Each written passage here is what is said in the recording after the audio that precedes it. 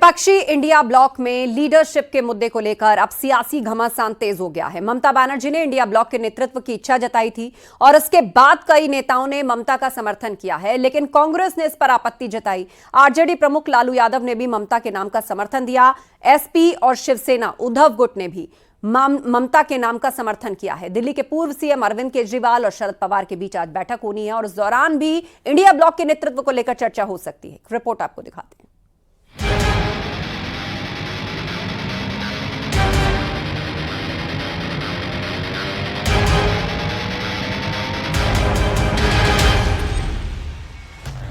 India गठबंधन में नेतृत्व को लेकर घमासान जारी है। ममता और उनकी पार्टी टीएमसी की ओर से इंडिया गठबंधन के नेतृत्व परिवर्तन की बात कही गई थी और अब ये चर्चा एक स्टेप आगे बढ़ती हुई दिख रही है। टीएमसी की ओर से कहा गया है कि कांग्रेस को अपना ईगो छोड़ना चाहिए। कांग्रेस को समझना चाहिए कि कांग्रेस का लीडरशिप में इंडिया अलायंस फेल हो गया।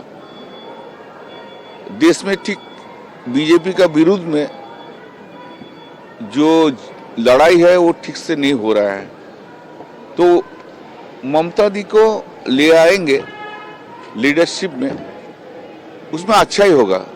नेतृत्व परिवर्तन को लेकर शिवसेना उद्धव गुट का झुकाव भी ममता बनर्जी की ओर दिखाई दे रहा है। उद्धव की पार्टी कह रही है कि अगर ममता बनर्जी को जिम्मेदारी मिली तो वो गठबंधन को और मजबूत करेंगी। वहीं कांग्रेस कह रही है कि ममता बनर्जी बंगाल से बाहर अपनी पार्टी का विस्तार करने में असफल रही हैं। हम बार बार यही कह रहे हैं कि जो भी स्टैंड होगा इंडिया अलायंस मिलकर निर्णय लेगी, पर ममता बनर्जी जी ने जो खुले दिल से उन्होंने ये प्रस्ताव रखा है कि वो इंडिया अलायंस को लीड करने को तैयार हैं, वो एक महत्वपूर्ण सजेशन है। विश्व स्तर पर राहुल गांधी जी को जानते हैं और राष्ट्रीय स्तर पर तो राहुल गांधी जी को जानते ही है। जितना ज्यादा हो सकता है विस्तार करके देख लिया, कुछ नहीं कर पाए। गठबंधन में नेतृत्व को लेकर लालू प्रसाद यादव ने बड़ा बयान दिया है। लालू ने कहा कि गठबंधन का नेतृत्व ममता बनर्जी को दे देना चाहिए। लालू ने कहा कि नेतृत्व को लेकर कांग्रेस के कहने से कुछ नहीं होगा। कांग्रेस उसकी आपत्ति जता रही है। लालू जी कांग्रेस की जताने से नहीं होगा, ममता को दो। कांग्रेस की जताने से नहीं होगा, ममता को दो। वहीं राहुल गांधी को लेकर एसपी सांसद लालजी वर्मा का कहना है कि राहुल गांधी को कभी इंडिया गठबंधन का नेता चुना नहीं गया था। सभी दल के अपने अपने नेता हैं। हमारे नेता अखिलेश यादव हैं। नहीं, इंडिया गठबंधन का नेता तो कांग्रेस के जो बैठकें हुई हैं उसमें कहीं राहुल गांधी को नहीं चुना गया। वहाँ पर जो नेता चुना गया था, सभी लोगों ने संयुक्त रूप से एक अभियान चलाया था और मेरी जानकारी के अनुसार कोई नेता चुना नहीं गया था। इंडिया गठबंधन में मचे घमासान ने एनडीए को बैठे बिठाए कांग्रेस पर हमले का मौका दे दिया है। एनडीए और बीजेपी नेताओं का कहना है कि कांग्रेस अपने सहयोगियों के बीच ही भरोसा खो रही है। कांग्रेस का जो विश्वास है वो भी अपने नेतृत्व से डिगा है, गांधी परिवार से डिगा है, लेकिन वो खुलकर नहीं बोल पा रहे हैं।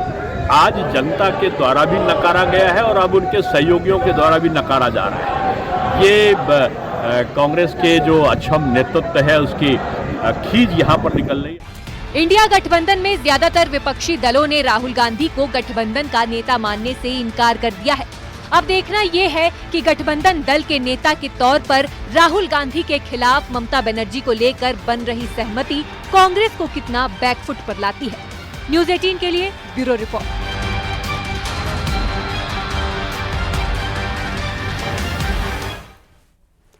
कांग्रेस और समाजवादी पार्टी के बीच खींचतान लगातार तेज होती जा रही है। एक तरफ मुद्दों को लेकर दोनों पार्टियों के बीच दूरियां पैदा हुई, तो वहीं चुनावी लड़ाई में असहमति ने भी दोनों को दूर करने का काम किया।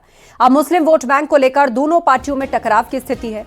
संभल की घटना के बाद जिस तरह से दोनों पार्टियों के बीच में मुसलमान का हितैषी होने के लिए प्रतिस्पर्धा चल रही है, उसे साफ तौर पर दिखाई पड़ता है कि उत्तर प्रदेश में 2027 में विधानसभा चुनाव के लिए समाजवादी पार्टी अपने दावों को और मजबूत करना चाहती है।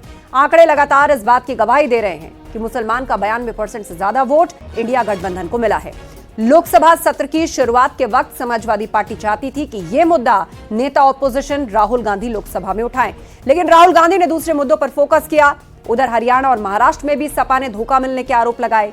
सवाल ये क्या अब 2027 में राहुल और अखिलेश दूर हो जाएंगे? इंडिया गठबंधन का नेतृत्व कौन करेगा, इसका फैसला मिल बैठ के किया जा सकता है, लेकिन एक प्रवक्ता के तौर पे, समाजवादी पार्टी के सिपाही के तौर पे, जब भी ये सवाल समाजवादी पार्टी के सामने आएगा तो मैं समझता हूँ कि आदरणीय अखिलेश यादव जी ने विपरीत परिस्थितियों में भारतीय जनता पार्टी को उत्तर प्रदेश में लोकसभा चुनाव में हराया ही नहीं है। प्रधानमंत्री जी भी उत्तर प्रदेश से आते हैं और बहुत कम मतों से जीत के गए। जिन परिस्थितियों में उत्तर प्रदेश में समाजवादी पार्टी ने भाजपा को हराया है, वैसी परिस्थितियां दूसरे राज्यों में जहां भाजपा हारी है वैसी नहीं है। ना वहां जाति समीकरण वैसे हैं और ना ही भारतीय जनता पार्टी उन राज्यों में कभी मजबूत थी। अगर कोई मजबूत प्रदेश था भाजपा का तो उत्तर प्रदेश था, जहां आदरणीय अखिलेश यादव जी के नेतृत्व में भारतीय जनता पार्टी को करारी हार मिली है। इसलिए समाजवादी पार्टी चाहती है, और ये मेरी अपनी राय भी है, कि आदरणीय अखिलेश यादव जी इंडिया गठबंधन का नेतृत्व करें। जब कोई गठबंधन अपोजिशन में रहता है तो उसमें तरह तरह की बातें उठने लगती हैं और कई तरीके के सवाल भी उठते हैं। इस समय इंडिया अलायंस पूरा सवालों के घेरे में है। ममता बनर्जी की भी अपनी इच्छा है, लालू प्रसाद यादव की अपनी इच्छा है, और अब समाजवादी पार्टी ने भी अपनी इच्छा जता दी है कि लीडरशिप अखिलेश यादव के पास होना चाहिए। और अभी लीडरशिप कांग्रेस के नेता के पास है। कांग्रेस के नेता ने कोई कोऑर्डिनेशन कमेटी नहीं बनाई।